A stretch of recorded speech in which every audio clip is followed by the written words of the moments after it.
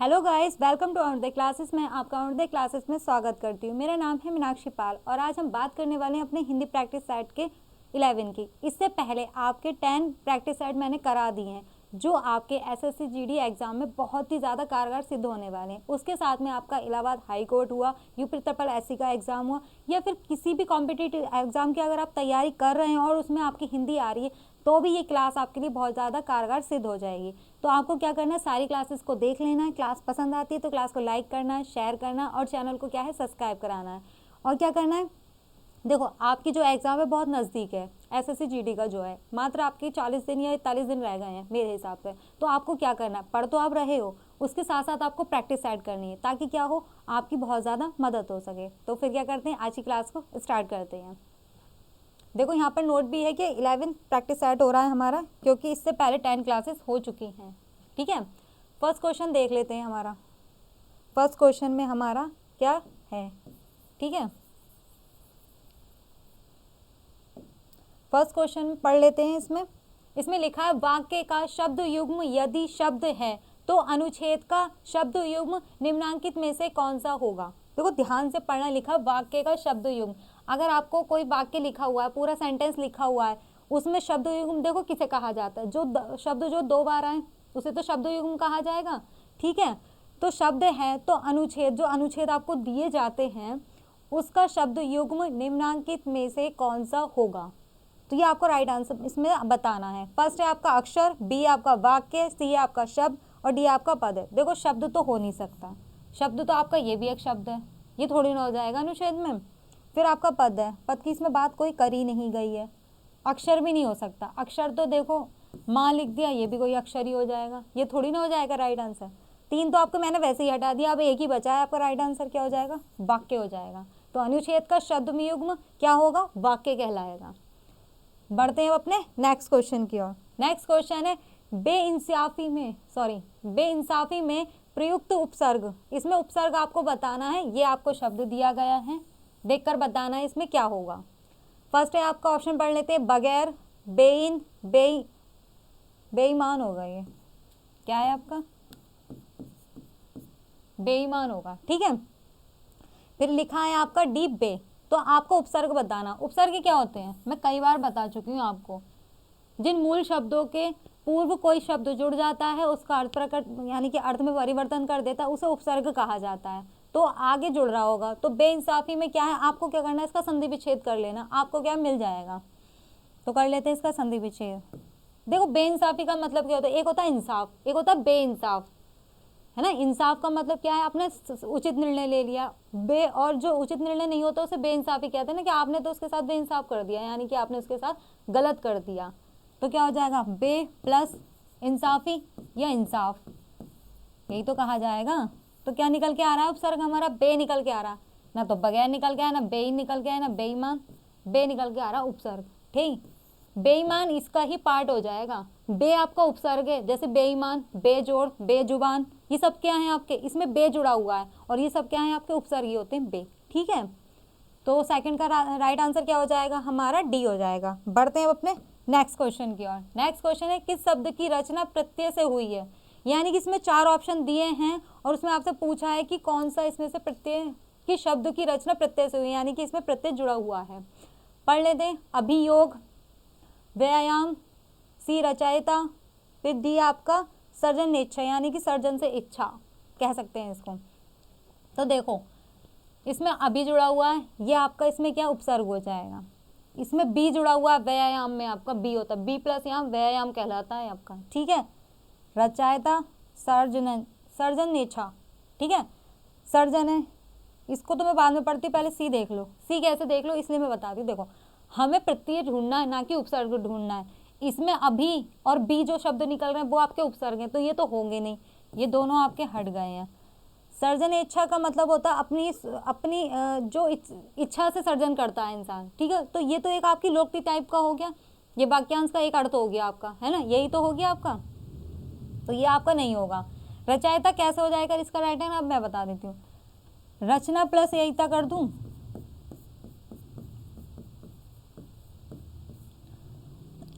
रचना plus ययिता हो जाएगा, तो क्या हो जाएगा इसका, रचयिता इसका राइट आंसर हो जाएगा। इसका राइट आंसर, आशीष भाई पानी दे दो। इसका राइट आंसर क्या हो जाएगा आपका, सी का रचयिता, रचना प्लस आयता हो जाएगा। तो इसमें जो लास्ट में जुड़ा हुआ है ना, ये आपका प्रत्यय जुड़ा हुआ है। क्या है इसमें, प्रत्यय जुड़ा हुआ है आयता में, रचना प्लस आयता, और हमें ही ढूंढना था क्या, प्रत्यय। तब इसका आंसर क्या हो जाएगा, रचयिता। तो थर्ड का राइट आंसर क्या हो जाएगा हमारा, सी हो जाएगा। ठीक है, बढ़ते हैं अपने नेक्स्ट क्वेश्चन की ओर। निम्नांकित में से विशेषण है, देखो ये एग्जाम आपका सीटेट में आया हुआ है, इस टाइम आप सीटेट की तैयारी में लगे हुए होंगे। देखो सीटेट में मेरे हिसाब से सॉरी, सीटेट में आपकी ग्रामर नहीं आती है, लेकिन हाँ आपके जो पैसेज आते हैं ना, आपके पदांश जो आते हैं, उसमें आपकी ग्रामर आती है। तो उसके हिसाब से ये बहुत इंपॉर्टेंट हो जाएगा आपके लिए, अगर आप क्लास अगर सीटेट की तैयारी भी कर रहे हैं तो सीटेट के हिसाब से क्या है, ये सीटेट में सन 2011 में आपका आया है। ठीक है, एक मिनट,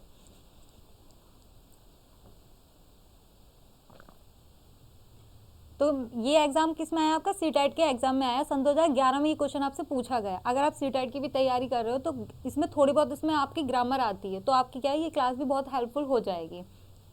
ठीक है, निम्नांकित में से विशेषण बनाना है। आपको 4 शब्द दिए हैं, यानी कि ऑप्शन दिए, इसमें से आपको विशेषण बताना है। देखो विशेषण क्या होते हैं, विशेषण वह शब्द होते हैं जो संज्ञा और सर्वनाम की विशेषता बताते हैं, उन्हें हम विशेषण कहते हैं।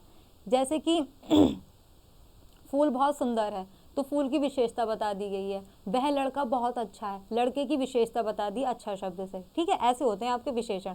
इसमें पढ़ लेते हैं, सुलेख, पुष्पित, हव्य और पौरुष। देखो सुलेख तो आपकी एक राइटिंग है जो बच्चों को कराई जाती है देख देख कर। ठीक है, तो ये तो हो नहीं सकता, ये विशेषण थोड़ी ना है, किसकी विशेषता थोड़ी ना बताई है सुलेख ने। पुष्पित यानी कि जो पुष्प से बना हुआ है ना, ये जुड़ा हुआ है, पुष्पित कहा जाएगा उससे। तो इसमें पुष्पित से जुड़ा हुआ है, लेकिन इसमें विशेषता नहीं बताई गई, इसमें तो अर्थ बता दिया गया, ये भी नहीं होगा। सी है हव्य, इससे पता है हव्य को क्या लिखा जाएगा आपका, हवनीय लिखा जाएगा। हवनीय यानी कि हवन के योग्य, जैसे कह सकते हैं ये स्थान हवन के योग्य है ना, हवन के योग्य है, ये हवन के लिए बनाया गया है ये स्थान, तो स्थान की विशेषता हो जाएगी ये। ठीक है, पौरुष है, पौरुष तो एक मतलब किसी इंसान को कहा जाता है पौरुष। ठीक है, तो ये भी नहीं होगा। राइट आंसर आपका सी हो गया, हव्य यानी कि हवनीय, इसका अर्थ हो जाएगा। तो क्या आ जाएगा, फोर्थ का राइट आंसर सी हो जाएगा। बढ़ते हैं अपने नेक्स्ट क्वेश्चन पर। नेक्स्ट क्वेश्चन है, निम्नलिखित में से कौन सी बोली अथवा भाषा हिंदी के अंतर्गत नहीं आती है। देखो 4 आपको ऑप्शन दिए और उसमें कहा गया है कि निम्नलिखित में से कौन सी बोली अथवा भाषा हिंदी के अंतर्गत नहीं आती है, यानी कि हिंदी में नहीं आती है, कौन सी बोली है वो। पढ़ लेते हैं ऑप्शन, कन्नौज, बांगरू, तेलुगु या अवधी। देखो कन्नौज तो बोली जाती है, कन्नौजी तो बोली जाती है, कन्नौजी में आपकी खड़ी बोली भी आ जाती है। बांगरू इसमें भी बोली जाती है, अवधी भी आपकी हिंदी का हिस्सा है, अवधी, ब्रज ये सब आपकी क्या है हिंदी में। तेलुगु नहीं बोली जाती है आपकी, तेलुगु पता क्या है लैंग्वेज आपकी, तेलंगाना में बोली जाती है और आंध्र प्रदेश में बोली जाती है तेलुगु आपकी। ठीक है, ये आपकी हिंदी के अंतर्गत नहीं आएगी। और बाकी कन्नौजी, बागरू और अवधी जो है ना, इसमें हिंदी के वर्ड जुड़ते हैं। जो लोग अवधी बोलते हैं वही लोग आपकी ब्रज भाषा बोलते हैं जो मथुरा में बोली जाती है। तो उसमें देखना आप हिंदी छलकती है, आपको आराम से समझ में आ जाएगी अगर वो लोग बोल रहे हैं। लेकिन जो तेलुगु लैंग्वेज है उसमें आपको कोई वर्ड समझ में नहीं आएगा, क्योंकि उसमें हिंदी होती ही नहीं है। ठीक है, तो क्या हो जाएगी, और कहाँ बोली जाती है, ये आपकी आंध्र प्रदेश में और तेलंगाना में बोली जाती है तेलुगु, ये हिंदी के अंतर्गत नहीं आती है। तो 5 का राइट आंसर क्या हो जाएगा हमारा, सी हो जाएगा। बढ़ते हैं अपने नेक्स्ट क्वेश्चन की ओर। नेक्स्ट क्वेश्चन है, श्रीलंका में कौन सी भाषा को मगधी कहा जाता है। श्रीलंका में कौन सी भाषा को मगधी कहा जाता है। श्रीलंका, श्रीलंका क्या है वैसे, रावण की लंका नहीं, देखो श्रीलंका एक देश है। ठीक है, कह सकते हैं वो भी एक रावण की लंका ही थी, वहाँ पर है इसलिए वहाँ का नाम श्रीलंका पड़ा है। ठीक है, जैसे हमारे यहाँ यूपी में क्या है, अयोध्या है, क्यों है, क्योंकि श्री राम जी वहाँ रहते थे इस वजह से। तो श्रीलंका में कौन सी भाषा को मगधी कहा जाता है, कौन सी लैंग्वेज है, प्राकृत को, संस्कृत को, पाली को या शोरशैनी को। इसमें बताना है आपको राइट आंसर, कौन सी लैंग्वेज में कहा जाता है मगधी को। देखो श्रीलंका में ना आपकी पाली में बोला जाता है। क्या है, कौन सी भाषा में मगधी कहा जाता है, पाली भाषा को बोला जाता है। पाली जो देखो, पाली और प्राकृत क्या है आपकी प्राचीन काल से है। पाली और प्राकृत जो लैंग्वेज है, भाषा है आपकी, ये प्राचीन काल से ही आ रही है आपकी। अब क्या हो रहा है, ये पहले से ही है। अब आधुनिक काल में क्या ये भाषाएं हमारी चेंज होती जा रही हैं। लेकिन श्रीलंका में कौन सी भाषा को मगधी भाषा कहा जाता है, तो पाली को कहा जाता है, वहाँ पे मगधी कहा जाता है।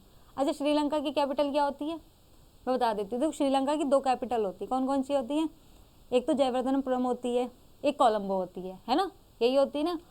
और ये कौन कौन सी कैसी हैं ये मुझे ज़रूर बताना, यानी कि जो कोलंबो है वो कैसी कैपिटल है वहाँ की, और जयवर्धनपुरम कोट्टे कौन सी लैंग्वेज मतलब की कैपिटल है, वो मुझे कमेंट सेक्शन में ज़रूर बताना आप लोग, ठीक है। बढ़ते हैं अपने नेक्स्ट क्वेश्चन की ओर।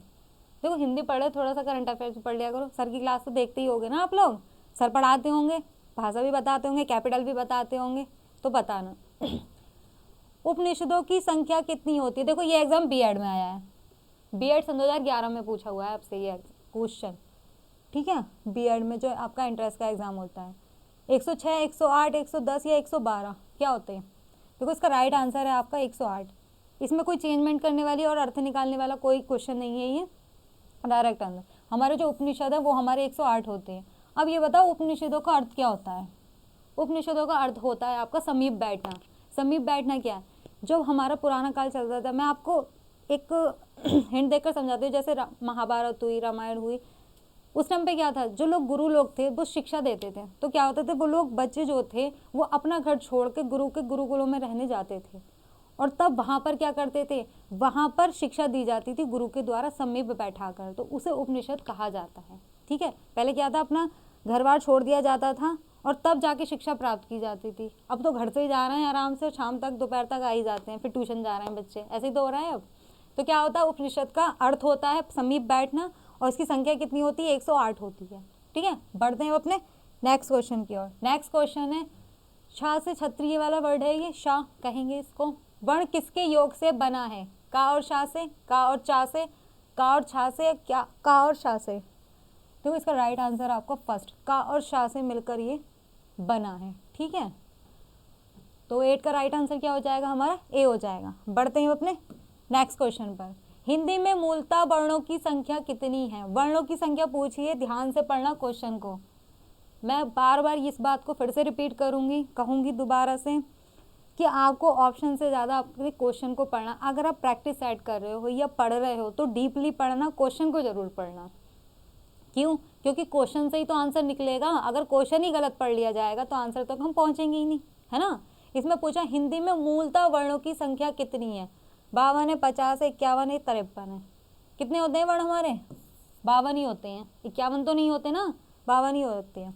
तो राइट आंसर क्या हो जाएगा हमारा, 52 हो जाएगा। ये तो ईजी था क्वेश्चन। नेक्स्ट क्वेश्चन है, कौन सा मानक वर्ण है। देखो ये है थोड़ा सा अलग हटके क्वेश्चन, मानक शब्द वर्ण पूछा है। वर्ण तो पता है कितने हैं, स्वर भी पता है, व्यंजन भी पता है, ईश्वर व्यंजन भी पता है, सब पता है। ये बताओ कि मानक वर्ण किसे कहते हैं, खा को, धा को, झा को या भा को, किसे कहते हैं। तो इसका राइट आंसर आपका सी है, झा को कहा जाता है। ये तालव्य है, तालव्य है ये आपका, ठीक है। तो 10 का राइट आंसर क्या हो जाएगा हमारा, सी हो जाएगा। बढ़ते हैं नेक्स्ट क्वेश्चन। यह वर्ण किन वर्णों के सहयोग से बना है।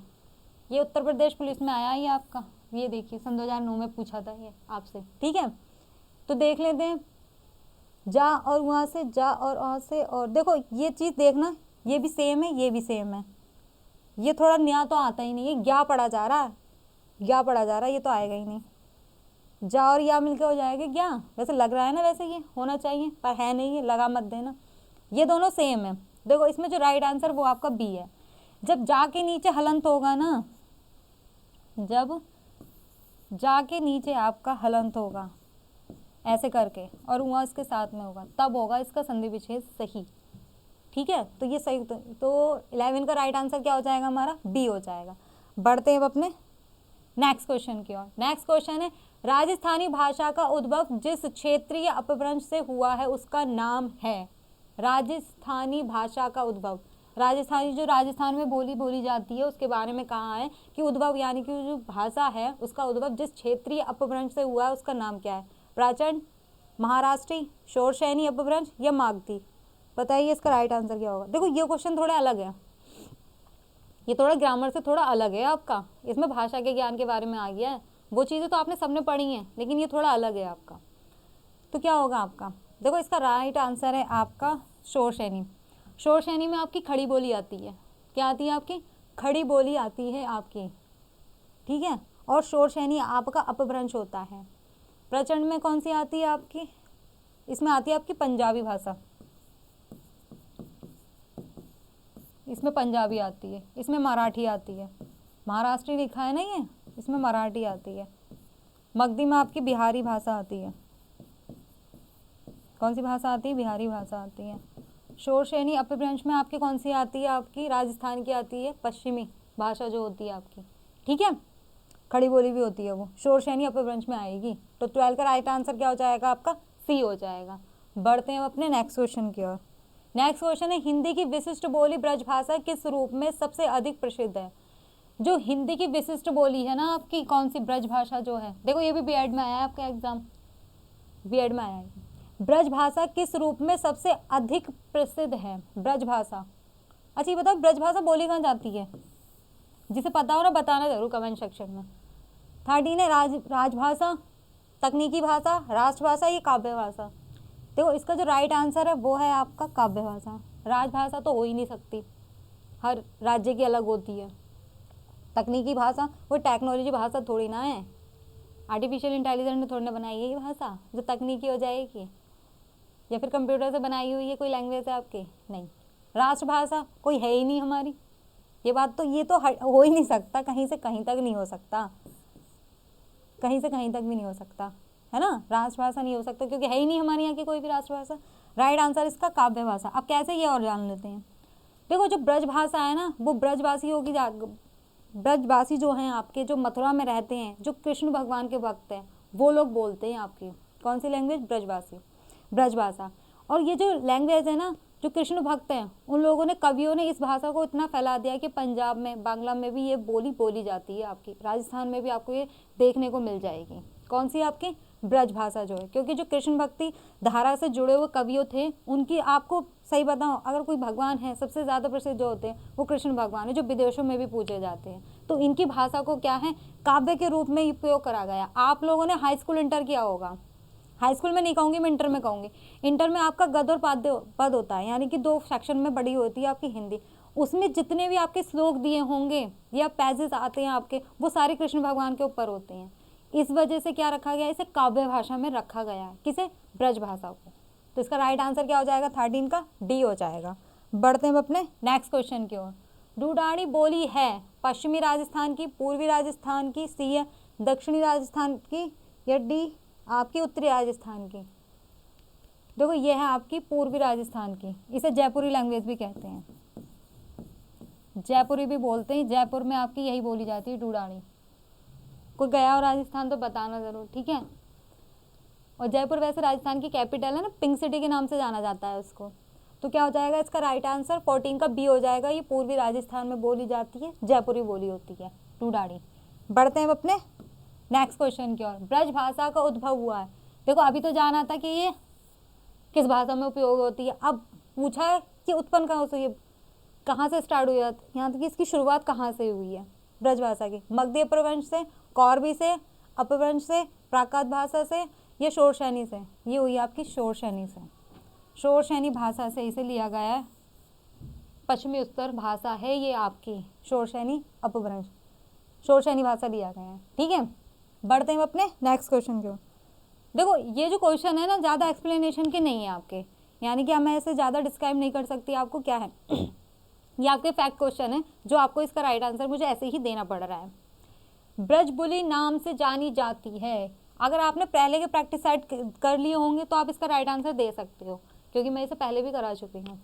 तो फर्स्ट है आपका पंजाबी, मराठी, गुजराती, पुरानी बांग्ला। क्या होगी बताओ इसका राइट आंसर। ब्रजबुली पता है कौन सी लैंग्वेज है, पुरानी बांग्ला को बोला जाता है। ब्रजबुली पुरानी बांग्ला को बोला जाता है, गुजराती को नहीं, मराठी को नहीं। तो 16 का राइट आंसर क्या हो जाएगा हमारा, डी हो जाएगा। निम्नलिखित में कौन सी भाषा संस्कृत भाषा की अपभ्रंश है, अपभ्रंश है बताना है, ठीक है। निम्नलिखित में से कौन सी भाषा संस्कृत भाषा की, अब संस्कृत भाषा के बारे में पूछा, खड़ी बोली, अवधी, ब्रज या पाली। तो देखो यह है आपका पाली अपभ्रंश है, जो संस्कृत है। संस्कृत का जो शुरुआत हुई वो पाली से ही हुई थी। कब से हुई, पाली से ही हुई थी, और हाँ पाली से ही हुई थी आपकी। और ये आपका एक तरीके से ना संस्कृत में क्या था, एक ईरानी ग्रंथ था। ईरानी ग्रंथ में जो था पाली लैंग्वेज में लिखा हुआ था और ऋग्वेद के समान ही था वो भी, ठीक है, किसके, ऋग्वेद के समान ही था। तो संस्कृत भाषा किसकी अपभ्रंश है, पाली की अपभ्रंश है। बढ़ते नेक्स्ट क्वेश्चन की ओर। भाषा के शुद्ध रूप का ज्ञान किससे होता है, भाषा के शुद्ध रूप का ज्ञान किससे होता है, लिपि से, व्याकरण से, लिखित भाषा से, इनमें से कोई नहीं। बताओ भाई, हमें भाषा का शुद्ध रूप का ज्ञान करना है। आपको हिंदी भाषा पढ़नी बहुत अच्छी तरीके से, उसका ज्ञान लेना है, तो आप किस रूप में करोगे, लिपि पढ़ लोगे ज्ञान हो जाएगा, व्याकरण पढ़ लोगे तो ज्ञान हो जाएगा, ये लिखित भाषा से होगा। देखो इसका राइट आंसर है आपका सी, लिखित भाषा से होगा। लिखित भाषा से कैसे होगा, देखो लिपि में तो लिखने का ढंग होता है, व्यवस्थित रूप से ढंग से लिखा जाता है, तभी तो उसे लिपि कहा जाता है। व्याकरण क्या होती है, व्याकरण हमें सभी चिन्हों का ज्ञान कराती है, लेकिन व्याकरण भी हम जब ही करेंगे ना जब हम लिख पाएंगे ढंग से। व्याकरण हमारी कहाँ छलकेगी, उच्चारण में नहीं छलकेगी, लिखित में छलकेगी। मैं क्या बोल रही हूँ, अगर कुछ मुझसे कोई बोले कि भाई क्या लिख कर दिखाओ, तो मैं ऐसे बोलूँगी, ऐसे लिख दूंगी। जब मैं बोल रही तो गा और यहाँ की आवाज़ आ रही है ज्ञा, लेकिन और मुझसे ये वैसे कौन सा है, ये संयुक्त वर्ण है हमारा, फिर इसका संधि विच्छेद करके दिखाएंगे, तभी तो व्याकरण लग जाएगी इसमें अच्छी तरीके से। तो लिखित भाषा जो होती है वही भाषा का शुद्ध रूप होता है, क्योंकि हम व्यवस्थित रूप से वर्णों का उपयोग करते हैं, तभी हमें क्या होता है, भाषा का ज्ञान हो पाता है। तो राइट आंसर क्या हो जाएगा, 18 का सी हो जाएगा। बढ़ते हैं अपने नेक्स्ट क्वेश्चन पर। हिंदी भाषा का जन्म हुआ है, देखो कहाँ से हुआ है ये बताओ। हिंदी भाषा का जन्म लौकिक संस्कृत से हुआ है, पाली प्राकृत से हुआ है, या मगधी अपभ्रंश से हुआ है, या वैदिक संस्कृत से हुआ है, किससे हुआ है हिंदी का। ये भी बीएड में पूछा है आपसे एग्जाम। देखो इसका जो राइट आंसर है वो आपका डी है। वो कैसे, आप ये भी जान लो। भाषा की जब शुरुआत हुई थी वो उसे दो भागों में बांटा गया था संस्कृत को, एक तो थी आपकी लौकिक और एक थी आपकी वैदिक। लौकिक आपकी आम भाषा थी जो बोली जाती है लोगों में, ठीक है, लेकिन जो वैदिक संस्कृत थी ना आपकी, उसमें वेदों के द्वारा लिखा गया था। और सबसे पहला वेद कौन सा आया था हमारा, ऋग्वेद आया था। ऋग्वेद को भी संस्कृत में लिखा गया था, ठीक है। संस्कृत की शुरुआत भी वेदों से हुई थी और हिंदी भाषा का जन्म भी वहीं से हुआ था। कहाँ से हुआ था आपका, हिंदी भाषा से ही हुआ था। कहाँ से, पहले संस्कृत भाषा आई थी वेदों से उठ करके, तब उसके अर्थ प्रकट हुए थे, तब हिंदी में लिखा गए थे। वेद आज भी तुमने पढ़े होंगे, है ना, उसके उच्चारण की रिकॉर्डिंग। तो राइट आंसर क्या हो जाएगा, 19 का डी हो जाएगा। बढ़ते हैं अपने नेक्स्ट क्वेश्चन की ओर। नेक्स्ट क्वेश्चन है हमारा, एक मनई की दुई बटवे रहित, ओहो माह लहुरा अपने बाप से कहस दादा, धन मा जवन हमार होसा, लागित होए तवन हमका दे दत्त। ये अवतरण हिंदी की किस बोली में है। देखो इसका अर्थ तो बताना नहीं है, ये बताना है कि ये जो बोली है ये है कौन सी, भोजपुरी है, कन्नौजी है, अवधी है, ये खड़ी बोली है। इसका राइट आंसर आपको बताना है। अगर ऐसी कोई लैंग्वेज आपके आसपास बोली जाती हो तो फिर भी बताना मुझे, ठीक है। खड़ी बोली लग रही है, अवधी है, कन्नौजी है, देखो ना तो ये कन्नौजी है, ना ही अवधी है, ना ही खड़ी बोली है, ये आपकी भोजपुरी है। और भोजपुरी पता है आपके कहाँ बोली जाती है, ये आपके उत्तर प्रदेश में बोली जाती है। उत्तर प्रदेश का जो एक शहर है भोजपुर, वहाँ बोली जाती है ये, उत्तर प्रदेश में, यूपी में, ठीक है। उसके साथ साथ में आजमगढ़ में बोली जाती है, बलिया में बोली जाती है आपकी, आजम बलिया, हाँ ये ऐसे शहर हैं। एटा में भी बोली जाती है। भोजपुरी आपकी बहुत जगह देखी जाती है, ठीक है। तो ये कहाँ कौन सी बोली है, ये भोजपुरी बोली है। तो 20 का राइट आंसर क्या हो जाएगा, ए हो जाएगा। अगर किसी को भोजपुरी आती है तो कमेंट सेक्शन में जरूर लिख कर बताना। स्वाभू ने किस भाषा को देसी भाषा कहा है, स्वाभू ने, ठीक है, किस भाषा को देसी भाषा कहा है, संस्कृत को, प्राकृत को, अपभ्रंश को, या पाली को। बताओ किसे कहा है, देसी भाषा कहा है। संस्कृत भी आपकी एक भाषा है, प्राकृत भी आपकी है, पाली भी, अपभ्रंश भी। राइट आंसर इसका सी है, अपभ्रंश। देखो स्वभू ने क्या है, इसे वाल्मीकि ने कहा था इसे अपभ्रंश को, वाल्मीकि ने, ठीक है, क्योंकि जो वाल्मीकि ने इसको अपभ्रंश भी कहा है। स्वभू ने किस भाषा को देसी भाषा कहा है, अपभ्रंश को कहा है। देखो अभी मैंने बताए थे आपको, शोरशैनी अपभ्रंश बताया था, पाली भी अपभ्रंश, ये सब भाषाओं के रूप है। देखिए अपभ्रंश क्या है, इनका लिखने का एक तरीका है। तो 21 का राइट आंसर क्या हो जाएगा हमारा, सी हो जाएगा। बढ़ते हैं अपने नेक्स्ट क्वेश्चन की ओर। किस पुस्तक में हिंदी का सर्वप्रथम उल्लेख हुआ है, क्या है, किस पुस्तक में हिंदी का सर्वप्रथम उल्लेख हुआ है, कहाँ पर हुआ है, महाभारत में, रामायण में, ऋग्वेद में या अवस्था में? कहाँ पर हुआ है बताओ? हिंदी का सर्वप्रथम उल्लेख कहाँ हुआ है? अवस्था में हुआ है आपका। अवस्था भी आपका क्या है? ऋग्वेद के समान है, ऋग्वेद के आपके समान है अवस्था। तो उसमें ही क्या हुआ? हिंदी का सर्वप्रथम उल्लेख हुआ था, किसमें? अवस्था में ना। ऋग्वेद भी हुआ है, ऋग्वेद भी इसका आंसर हो सकता है, लेकिन ऋग्वेद में भी क्या है, जैसे मैंने अभी आपको बताया था, लेकिन पूछा सबसे प्रथम, सर्वप्रथम किस में हुआ है? तो सर्वप्रथम आपका अवस्था में हुआ है। फिर ऋग्वेद में भी इसे यूज कर, ये ऋग्वेद की ही समानता बताया गया है इसको, अवस्था को। ठीक है, तो क्या हो जाएगा? 22 का डी आंसर हो जाएगा। ठीक है, बढ़ते हम अपने नेक्स्ट क्वेश्चन की ओर। नेक्स्ट क्वेश्चन है, गांधी जी ने राष्ट्रभाषा के कितने लक्षण बताए हैं? बताओ भाई, गांधी जी ने राष्ट्रभाषा के, देखो राष्ट्रभाषा के कितने लक्षण बताए हैं? 2, 3, 4, 5। देखो गांधी जी ने कभी भाषा को डिवाइड करने का नहीं कहा था, उन्होंने कहा था हिंदी भाषा को ही। उन्होंने हिंदी भाषा को राष्ट्रभाषा इसलिए कहने के लिए कहा था ताकि लोगों में एकता बनी रहे। देखो अब हमारा देश है, अगर उसमें एक ही भाषा बोली जा रही है तो लोग एक दूसरे को अच्छे से समझ पाएंगे, है ना। उनमें क्या होगा? मित्रता बनेगी, एक समान रहेंगे, एकता में बल रहेगा। इस वजह से वो चाहते थे कि राष्ट्रभाषा हिंदी को कहा जाए। अब उसी में इन्होंने कितने लक्षण बताए? तो इन्होंने 5 लक्षण बताए हैं। ठीक है, कितने लक्षण बताएं? 5 लक्षण बताएं, किसमें? गांधी जी ने राष्ट्रभाषा के। ठीक है, तो 23 का क्या हो गया हमारा राइट आंसर? डी हो गया है। बढ़ते हुए अपने नेक्स्ट क्वेश्चन की ओर। नेक्स्ट क्वेश्चन है, भारत देश में सर्वाधिक बोली जाने वाली भाषा कौन सी है? भारत देश में सर्वाधिक बोली जाने वाली भाषा कौन सी है? हिंदी, अंग्रेजी, संस्कृत या उर्दू? तो कौन सी है बताइए आप। तो ये बात तो हम सभी जानते हैं, भारतवासी हैं हम लोग, जानते नहीं जानते कौन सी लैंग्वेज यानी कि कौन सी भाषा को हम सबसे ज़्यादा उपयोग करते हैं। मान लो आप किसी भी स्टेट से बिलोंग करते हो, चाहे किसी से भी हो, लेकिन एक भाषा ऐसी है जिसे सबसे ज़्यादा बोला जाता है। हिंदी, अंग्रेजी, संस्कृत या उर्दू? संस्कृत तो आपकी कहाँ बोली जाती है? कर्नाटका में एक गाँव है मट्टूर गाँव, वहाँ आज भी संस्कृत बोली जाती है।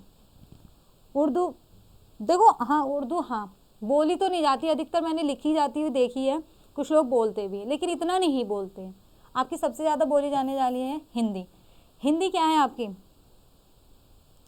देखो 42%, हाँ 42% लोग क्या होते हैं इसका, अपनी पहली भाषा को मानकर इसका क्या करते हैं? उच्चारण करते हैं, पहली भाषा मानते हैं।